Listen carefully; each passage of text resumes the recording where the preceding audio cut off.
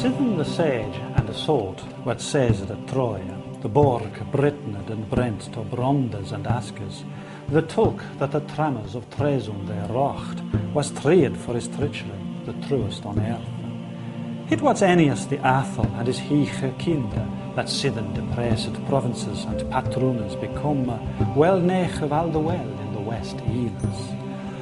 Fro richer Romulus to Roma riches in Sweden, with great bobans that Burg he biggers upon first, and Nevenus hit his own anon as it knew hat.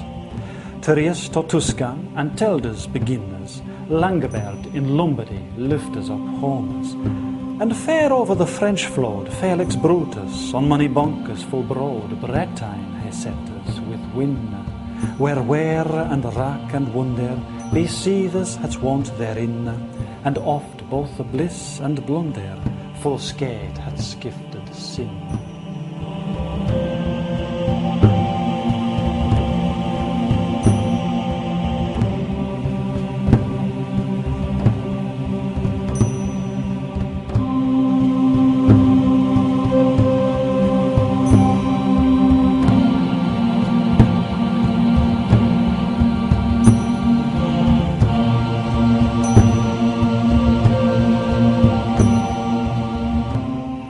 Towards the end of the 14th century, one of the greatest works of English literature was composed by a poet whose name remains unknown to us.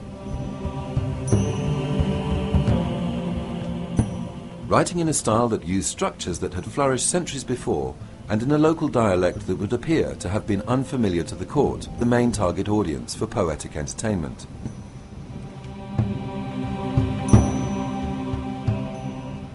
French had been the aristocratic language of Britain since its conquest in 1066 by William of Normandy. But by the time this poem was written, French had all but given way to the London form of Middle English. This is a tongue that is clearly recognizable as a close relation to the language we use today.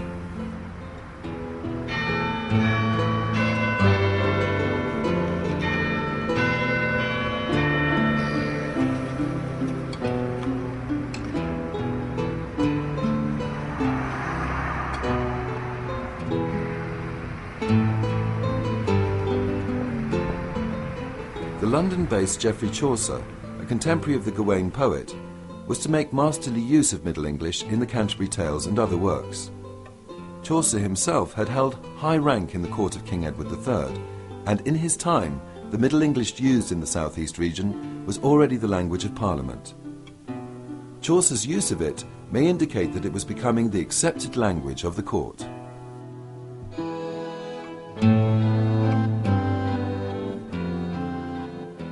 The language of the Gawain poet has been identified as belonging to Cheshire, a region in the northwest Midlands of England bordering on Wales. Its death as a dialect resulted in the poet falling from favour so that even his name has been lost to us, whilst Chaucer became acknowledged as the founding father of English poetry.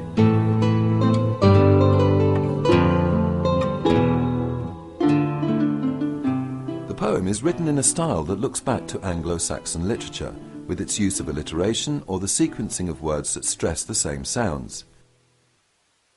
Sithen the sage and the assault what says it at Troia, the Borg, Britned and Brent, to Brondes and Askes, the Tulk that the trammers of Tresund they rocht, was treed for his treachery, the truest on earth. It was Ennius the Athel and his heiche kinder, that sithen depressed provinces and patroons become well nech of all the well in the West Eels. Interest is given to the rhythm by the employment of a break or caesura in each line. Fro richer Romulus to Rome riches in Sweden, with great bobans that Burg he biggers upon first, and Nevenus hit his own anon as it knew hat. Tyrrhias to Tuscan and Telders beginners, Langeberd in Lombardy lifters up homers, and fair over the French flood Felix Brutus on money bonkers full broad. However, it is truly innovative, the poet applying what has come to be known as the bob and wheel technique, which he may have invented.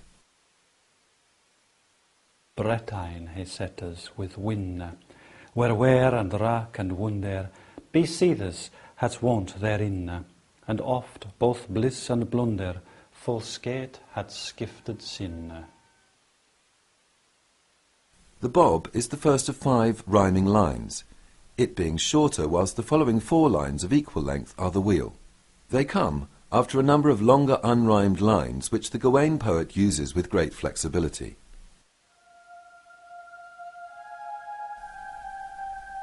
The work itself survived as a part of a manuscript which is now in the British Library in London, measuring 4.75 by 6.75 inches, together with 3 other poems of great artistic value: Pearl, Cleanness and Patience. It is catalogued under the title Cotton Nero A.X, taking its name from the great Jacobean antiquary Sir Robert Cotton, into whose collection it had entered by 1621. Most critics believe all 4 poems to be the work of the same writer. All are written in the same Cheshire dialect. All have strong religious foundation. Pearl concerns the apparition to the poet of a dead daughter who is now a queen in heaven. Patience tells the story of Jonah with an emphasis on his final submission to the will of God after being imprisoned in the belly of a whale. And Cleanness uses Noah, Abraham and Lot as examples of God's pleasure in sexual righteousness. In contrast, Gawain and the Green Knight, whilst shot through with religious illusions and ceremonies, is not concerned with biblical tales or heavenly apparitions. What is more, it stands out by the complexity of the moral response it demands of the critic, and like many more modern works, its resolution is ambiguous. Could the unsettled nature of the conclusion have any relationship to an unsettled society in which it was written?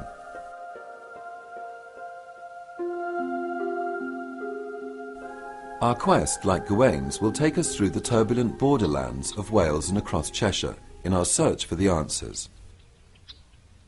It will also be a journey back in time, in an attempt to shed light on the reasons why the unknown poet should have used this particular subject at this particular time, and in doing so, created a landmark in English literature.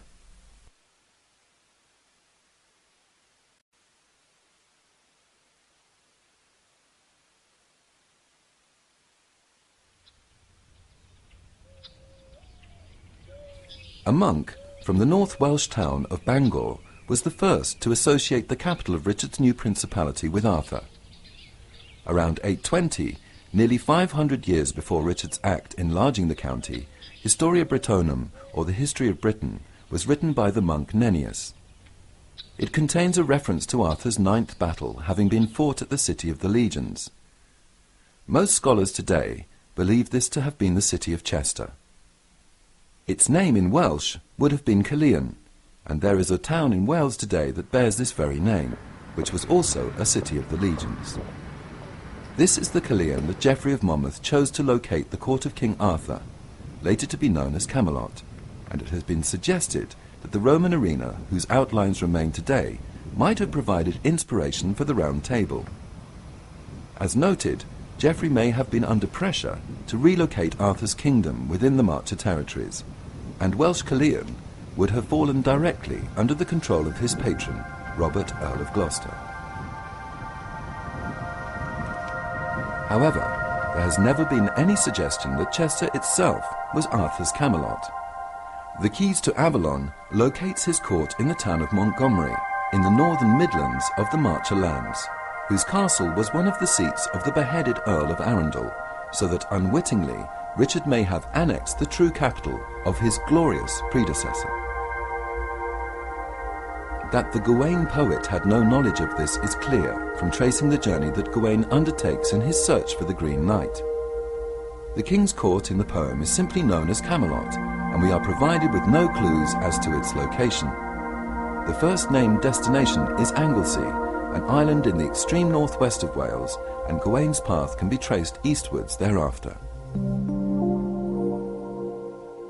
There would have been little point in his crossing Wales westward from eastern Montgomery, simply to double back on his journey at a more northerly point.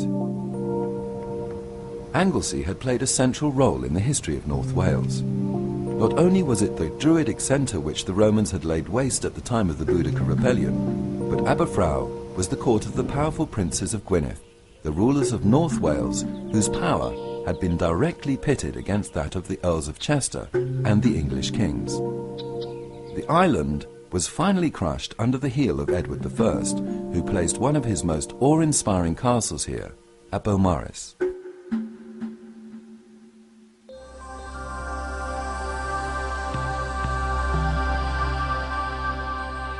Gawain's journey eastward would have taken him past other Edwardian strongholds, such as Conway, which even 100 years later had not been bettered. It is true that they would not have been there at the time of the historic Arthur, but our Sir Gawain is a true product of the 14th century, as the description of his armour and clothes makes transparently clear. He proceeds to Holyhead. By this time he has arrived in the land that came directly under the control of Richard II, and it is from this point that the journey is described in some detail, not so much by naming names as through evocative descriptions of the landscape. Whereas to this point the journey has taken a mere 10 lines, it will be another 80 lines before he arrives at the castle of Sir Bertilac, and although at the time he is unaware of it, is close to his journey's end. The reason for this distortion of time and space is likely to be that this is the landscape with which the Gawain poet was familiar. His dialect has been traced to within this area. As a bonus, this would be the countryside that his targeted audience, Richard and his household, would be most familiar with. The place called Holyhead in the poem must have been a crossing point of the Dee, close to Holywell. It is now part of Flintshire, but at the time was included within Richard's Principality of Chester.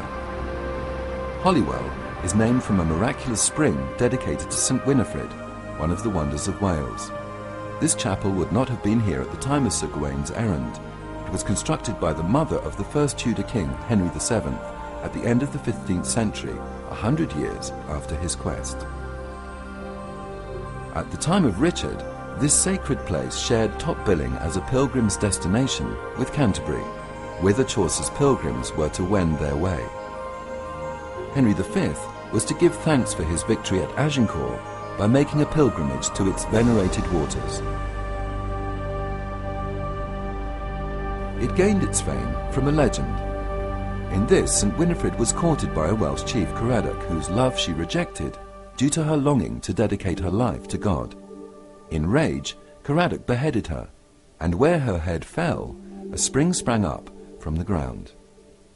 Fortunately, her uncle was also a saint, and as he happened to be passing by, when he blessed her, her head rejoined her body, and her life was restored.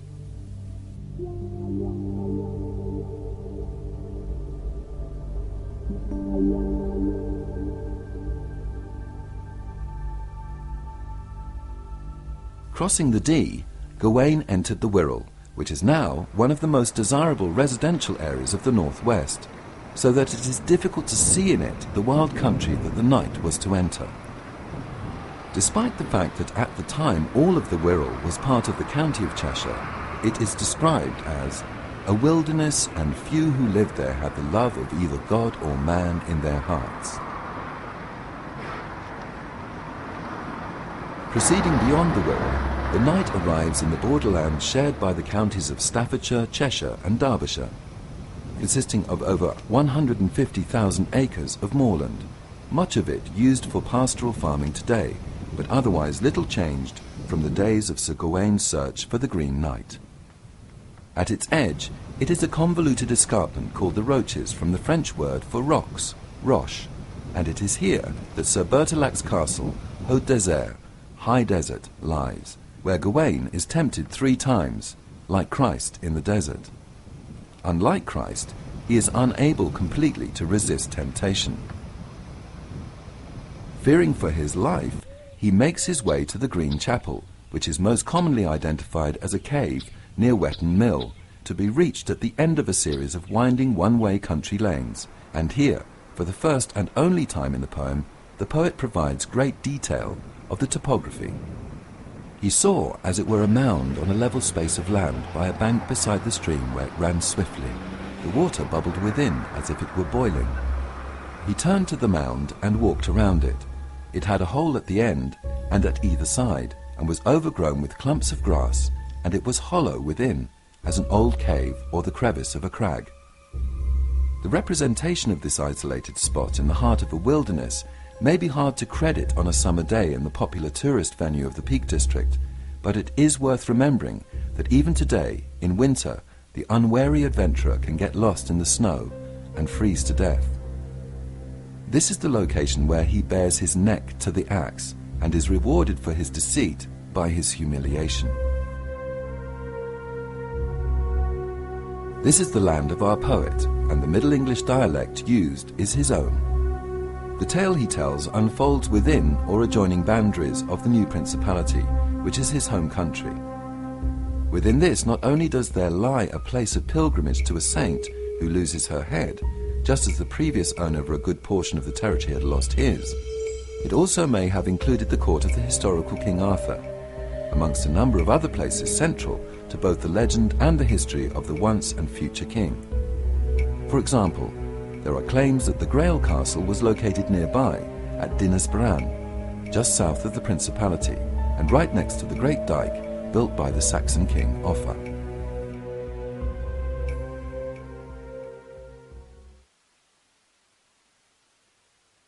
With such a wealth of locations pertaining to Arthur, whether still capable of being identified as such or not, the area must have been rich in Arthurian folklore, and it would have formed the stuff of his childhood imaginings. His imagination would also have been fed by a number of tales of beheading contests, other than those provided by the local saint, or the execution of the Lord Appellant. Poems that involve Sir Gawain in such matches go back as far as the 13th century in French literature. Beyond him, of particular interest are the adventures of a knight named Caradoc in the Livre de Caradoc from the same period. This involves a giant knight, a challenge to a beheading, a return match to take place in a year onward, and Caradoc being released from his vows after surviving 3 counterfeit blows.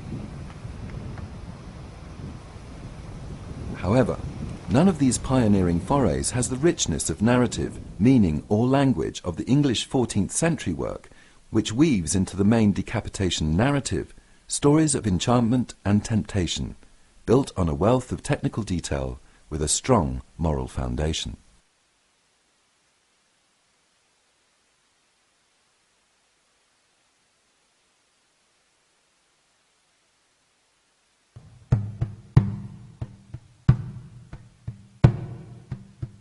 King Arthur holds a feast at Christmastide. Not only is he portrayed as being fair of face, like Richard II, who is described by Adam of Usk as being as beautiful as Absalom.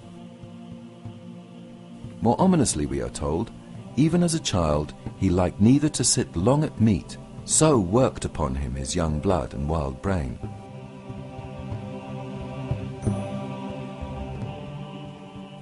A seeming giant arrives, greater than any man on earth. In estimating his height, we are also told that he is taller by the head than any in the hall.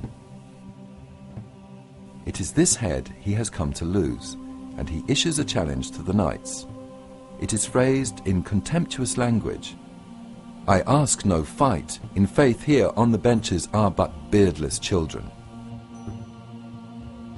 His language reinforces the vision of the court of Camelot, being little better than a children's nursery.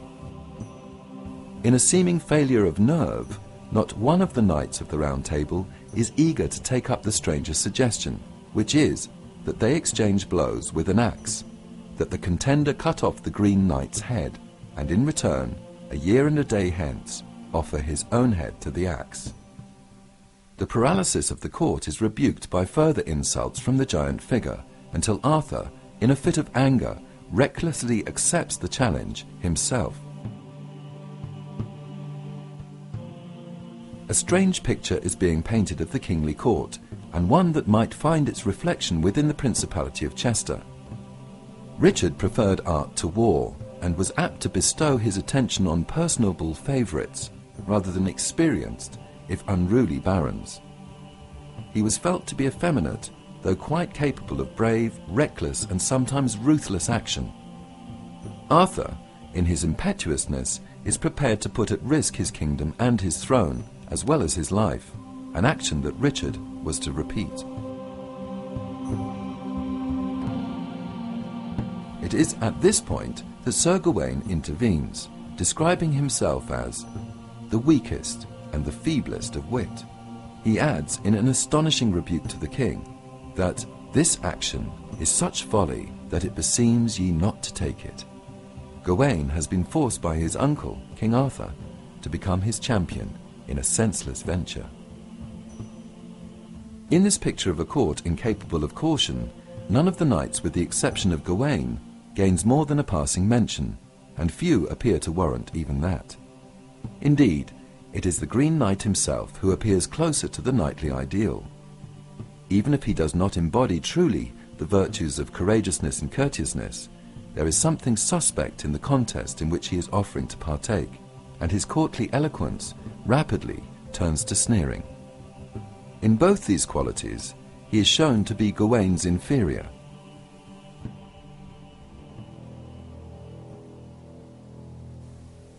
What provided the poet with a model for this domineering visitor? Critics of the past looked to the old gods to provide clues to the Green Knight's identity, and found it in the Green Man. A famous depiction of this being can be found at the cathedral at Winchester, the town that also provides shelter to the Round Table of Edward I. It is believed that the Green Man represents a residual memory of ancient fertility cults.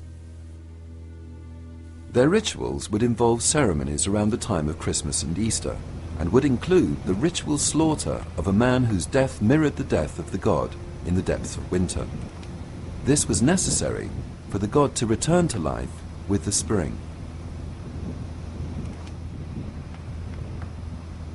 Bearing this in mind, in the 14th century, a green figure may still have been associated with something alien, wild, and certainly non-Christian. If so, although our Green Knight is not linked to any kind of godhead, for the poet's audience the colour green would have had a number of negative associations. For all that, the knight is to be seen as no more, and perhaps less than, a knight as the tale advances.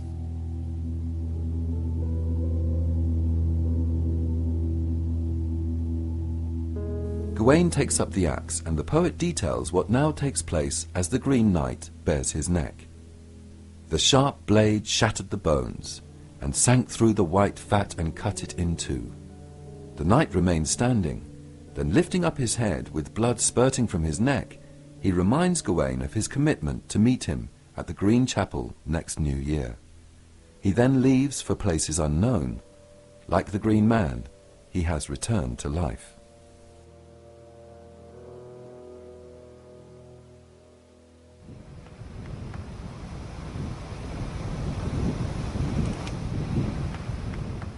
A vivid description is provided of the passing year, and the time arrives for Gawain to fulfill his pledge.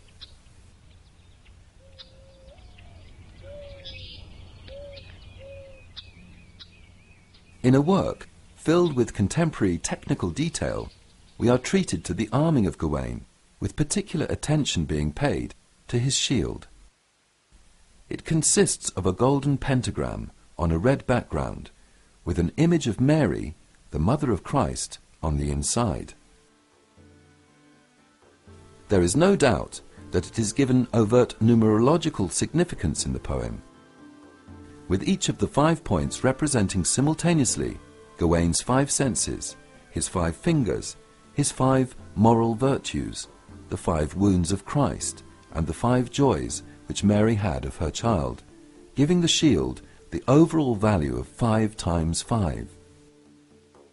The shield sometimes has been seen as holding a key to the whole tale. Later, we shall see that in a sense it does.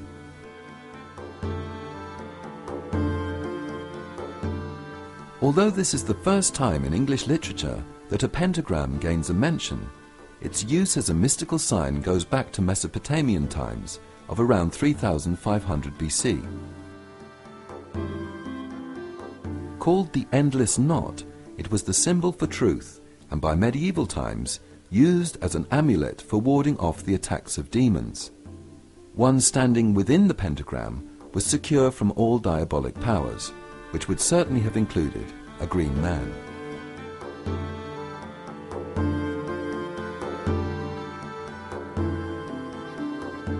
After a journey in search of the Green Chapel, during which Gawain fights dragons, wolves, bulls, bears and wild boars, as well as battling foes at every stream crossing, he finds himself utterly lost. He has found no trace of the Green Knight. On Christmas Eve, he prays to the Blessed Virgin to lead him to some place where he can celebrate the holy season, and at once becomes aware of a mighty edifice, which is described as being a castle with so many pinnacles and so white that it might have been made of paper. Warwick Castle, one of the finest of the 14th century fortresses, provides a fine example of the elegance that these massive stone buildings had acquired by this time. He is greeted with a great kindness and courtesy, and the lord of the castle and his retainers are elated to find that they have Gawain himself in their walls. They have reason for rejoicing, for they are welcoming the foremost knight of the kingdom. The Gawain painted by the poet reverts to the pride of place granted him in the book translated by Geoffrey of Monmouth in the 12th century. It has little to do with the later deformations of the original character. By the 13th century he is seen as a womanizer, with the ladies lining themselves up for his pleasure. Later still, by the time of Malory's Mort d'Arthur, he has become more than a ladies' man. He is not above the use of a modicum of force in gaining his sexual ends. More than this, he is essentially a man driven by hatred and a desire for revenge on his former friend Lancelot. By this time, Lancelot is perceived as the greatest knight of all in terms of military prowess, and Galahad greatly exceeds him in purity of heart, the two qualities in which Sir Gawain rules paramount in our poem. Despite his knightly virtues, and as if acknowledging the future Sir Gawain, the Lord Courtiers comment, "The knight shall bring us to the knowledge of fair manners, and it may be that hearing him we may learn the cunning speech of love."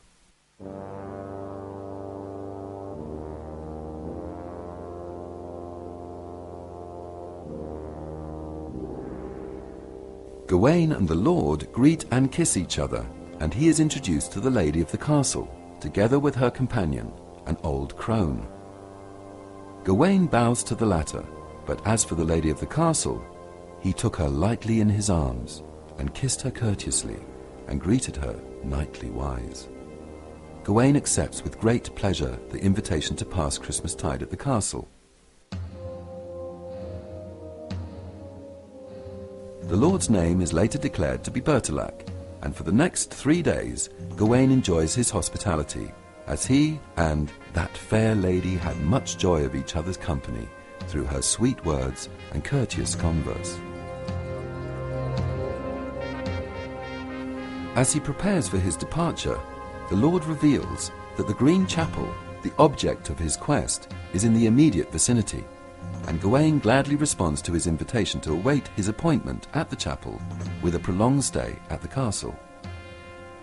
To enliven the period of waiting, Bertilac suggests that a bargain be drawn up by which he and Gawain will each exchange with each other whatever they receive the next day, a contract that is then extended for the 2 further days at Haute d'Isère. The Lord will spend the days hunting, while Gawain will rest in bed, recovering from his journey and the subsequent revelry.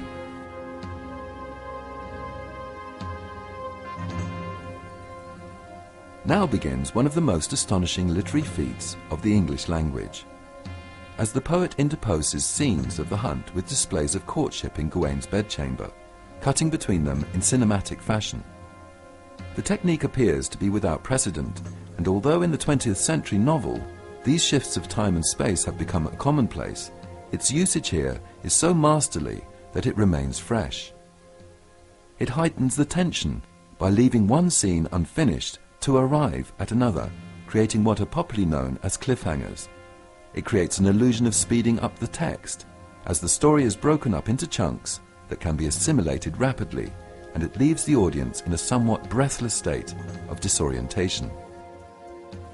This sense of speed is hardly modified by the detailed description of the butchering of the deer, which serves to reflect back to the anatomic description of the beheading of the Green Knight and points forward to Gawain's fate.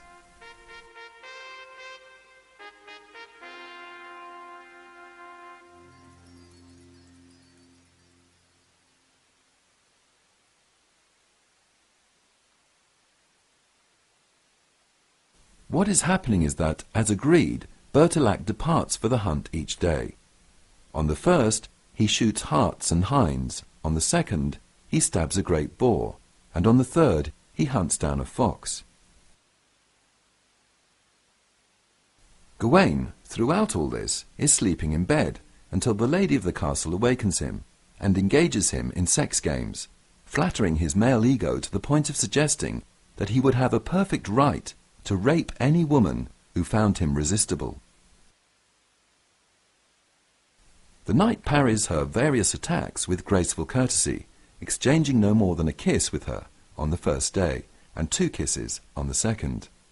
On the third day, finding she cannot entice him to break his vow of chastity, she makes a further offer.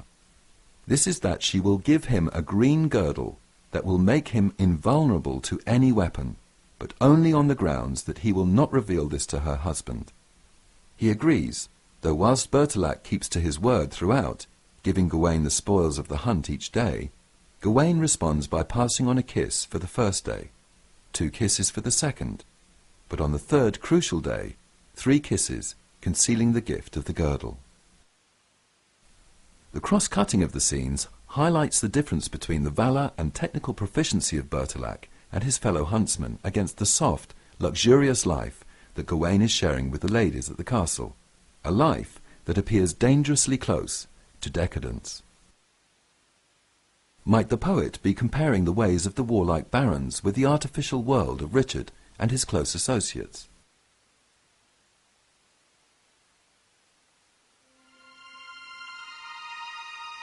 Gawain has now put his faith in a girdle, a green girdle, given him by another man's wife, after he refuses her ring. Both items are obvious sexual symbols. This girdle he will knot around himself to escape death at the hands of the Green Knight. Now taking precedence over the endless golden knot of the pentangle, protected by the Virgin Mary, and whose symbolic meaning stood for truth, the girdle has been obtained as a reward for untruth and deception. The purpose of the detailed description of the shield is now revealed.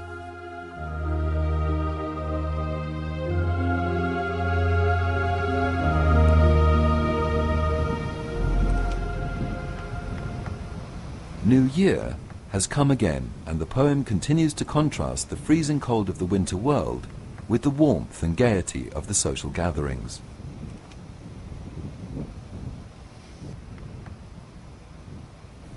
Gawain remains infatuated with the lady of the castle, whose advances he has evaded. May all good betide that lovely lady all her life long, as he prepares to meet his fate. Guided by one of the Lord's retainers, he makes his way through mists and snow in a land described as rugged and dangerous. Spurning the advice of his guide to flee the appointment, he comes to the Green Chapel, to be met by the screaming of steel on a grindstone.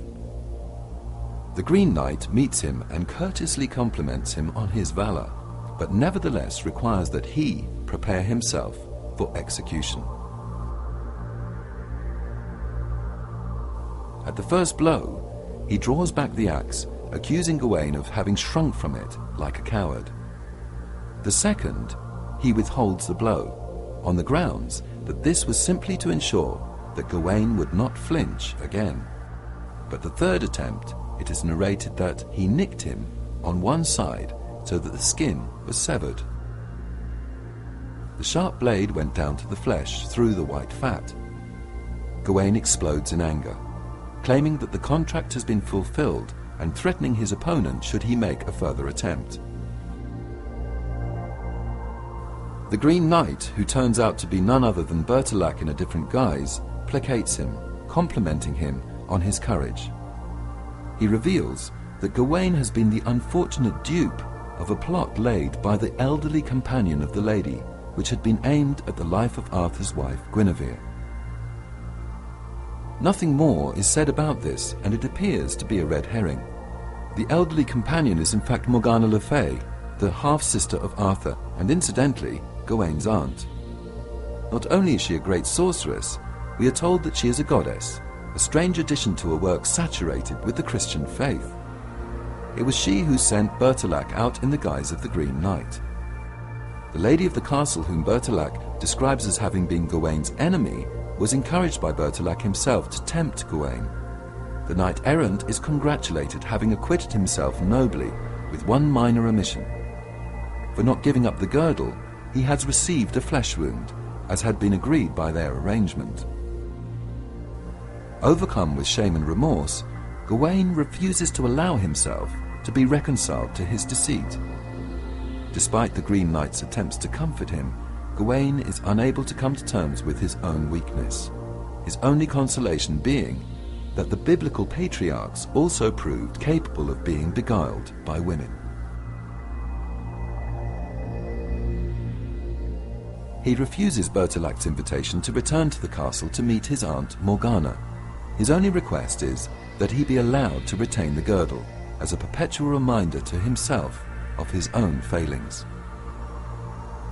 Back in Camelot, he continues to brood over his faults, although his fellow knights see in him such a shining example of knightly virtue that they all agree to take up the green girdle as a way of honouring Gawain.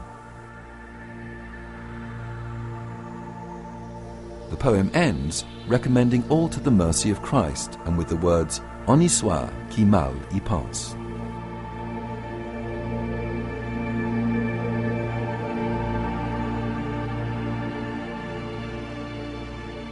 Perhaps Gawain is not the only person who has been put to the test and been unable to distinguish illusion from reality. The lady of the courtship scenes does not create the impression of having been an unpleasant tease and manipulator of the worst kind. We only ever see one side of her, and the impression remains, though it should not, of her being simply a delightful flirt. Bertilac comes across as a man of honour and humanity, despite the fact that he is also the Green Knight, whose only function has been to bring about the death of a queen. We do not know whether he is really the Green Knight or Bertilac, or neither, since the nearest he comes to identifying himself is that at Haut Desert he is known as Bertilac.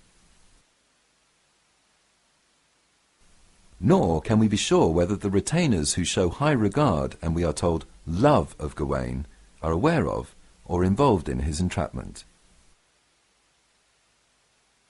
And what about this attempt to kill Guinevere? Where did that come from? And what's this about Gawain's aunt, who is also a goddess? The world of the castle remains ambiguous, physically, metaphysically, and spiritually.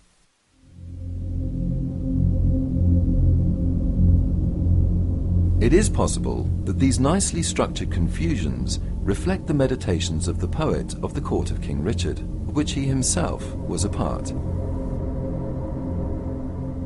What he saw was beguiling, but lacking substance. The disorientation of perception and values that the poem ends with is the true destination of Sir Gawain's quest for the reader, beyond the Green Chapel. Arguments as to whether or not we are intended to judge Gawain as harshly as he judges himself, or whether we should follow Bertilac and the Round Table in their high regard for him, may be far from the mark. We have not been invited into a world of stable values, and are left with a feeling of foreboding that is only dispersed in the poem by finally throwing us all on the mercy of Christ. On y soit qui mal y pense.